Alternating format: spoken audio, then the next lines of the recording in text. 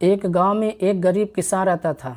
वहां पर 2-3 साल से बारिश नहीं हुई थी, जिस वजह से वहां की सारी ज़मीन सूख चुकी थी। किसान बहुत दुखी था क्योंकि वह अपनी ज़मीन पर कोई फसल नहीं उगा पा रहा था। सर्दी का मौसम था। किसान पेड़ के नीचे आराम कर रहा था। तभी उसे वहां एक सांप नज़र आया। वह अपना फल फैलाए हुए बैठा था। किसान के मन में एक बात आई कि यह सांप काफ़ी सालों से यहाँ रहता है। इसे भी इस अकाल के समय में मेरी तरह खाना ढूंढने में परेशानी होती होगी। गरीब किसान मन ही मन यह तय किया कि वह हर रोज़ सांप को एक कटोरी दूध पिलाएगा। अगले ही दिन किसान एक कटोरी में दूध ले आया और सांप के बिल के पास रखकर कहने लगा, हे नागराज, आपको मेरा प्रणाम। मैंने कभी ध्यान नहीं दिया कि आप भी यहीं रहते हैं। सूखे की वजह से मैं तो परेशान हूँ और मुझे लगता है आपको भी परेशानी होती होगी। इसलिए अब से मैं रोज़ आपको एक कटोरी दूध पिलाया करूँगा। यह बोलकर किसान ने कटोरी वहीं छोड़ दी और वहाँ से चला गया। अगले दिन सुबह जब वो कटोरी लेने वापस आया तो उसने देखा कि कटोरी में कुछ चमक रहा है। किसान ने कटोरी उठाकर देखा तो उसके अंदर एक सोने का सिक्का था। फिर किसान हर रोज़ सांप को एक कटोरी दूध पिलाता और अगले दिन सुबह हर रोज़ उसे एक सोने का सिक्का मिलता।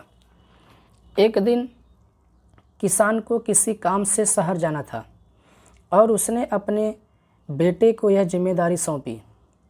उसने अपने बेटे को कहा, बेटा, ध्यान से एक कटोरी दूध सांप के बिल के पास रख देना। किसान के बेटे ने अपने पिता के कहे अनुसार एक कटोरी दूध सांप के बिल के पास रख दी। अगली सुबह उसे भी सोने का सिक्का मिला। उसके बेटे ने सोचा कि यह सांप तो बड़ा कंजूस है, जो ज़रूर उसके पास बहुत सारे सोने के सिक्के होंगे, लेकिन यह तो हर रोज़ बस एक ही सिक्का देता है। अगर मैं इसे मार दूं तो मैं इसके सारे सोने के सिक्के ले सकता हूं। अगली सुबह जब लड़का दूध देने के लिए गया तो उसने सांप को देखते ही उस पर छड़ी से वार किया, मगर सांप भी सतर्क था। उसे छड़ी तो लगी पर उसने भी किसान के बेटे को डस लिया। सांप का विष बहुत ही जहरीला था। देखते ही देखते किसान के बेटे की मौत हो गई और जख्मी सांप अपने बिल में वापस चला गया।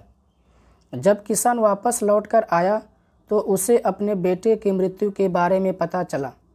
साथ ही वह बहुत दुखी और क्रोधित होकर सांप के बिल के पास उसे मारने पहुंचा। तभी उसने सांप को देखा कि सांप को भी चोट आई है। उसे देखते ही वह समझ गया कि उसके बेटे ने सांप पर हमला किया होगा।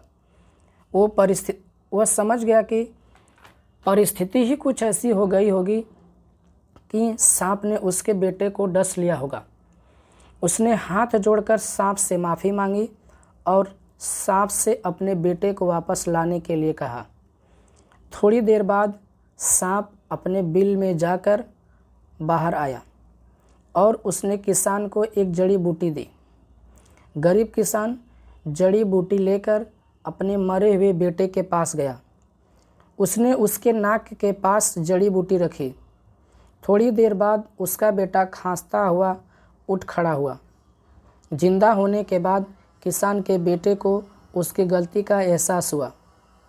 वो अपने पिता के साथ सांप के बिल के पास गया और उसने हाथ जोड़कर माफ़ी मांगी और बोला, हे नागराज, मुझे क्षमा कर दीजिए। अब मैं किसी भी पशु, पक्षी या जानवर पर हमला नहीं करूँगा।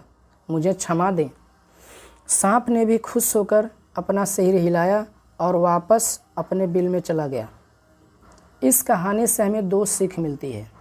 पहली ये कि लालच करना बुरी बात है। दूसरी ये कि हमें निर्दोष जीवों पर हमला नहीं करना चाहिए। हमें उन्हें बिल्कुल भी परेशान नहीं करना चाहिए।